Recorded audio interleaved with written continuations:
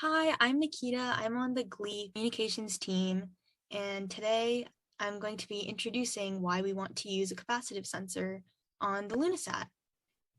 Hi, I'm Julia. I'm also on Glee and I am on the science team. So, Julia, why would we want to send a capacitive sensor to the moon?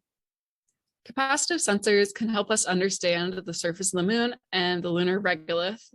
The lunar regolith is a fine powdery material that is a thin layer made up of a collection of particles of dust, soil, broken rock, and other materials.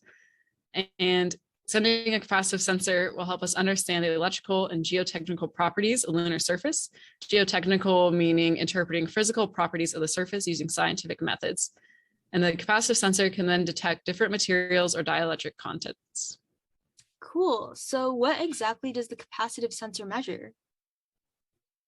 So the capacitive sensor is able to directly measure the dielectric constant of the material, and through that measurement is indirectly able to measure the composition makeup of the lunar regolith, as well as the moisture content. And what is the benefit of using a capacitive sensor for this science mission?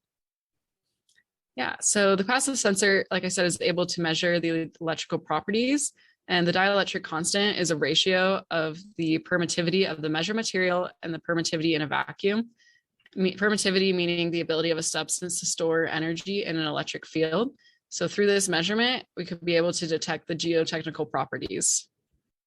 Awesome. So, how does the capacitive sensor measure both local and distribute the data that it collects?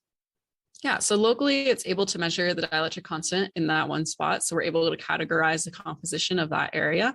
And then using all the Lunasats over a distributed area, we'd be able to create a map of the different properties of the material of the regolith over the entirety of the landing site. So overall, sending capacitive sensor to the moon provides more information on the regolith composition and also leads to a better understanding of the lunar surface. Cool. Thanks so much, Julia.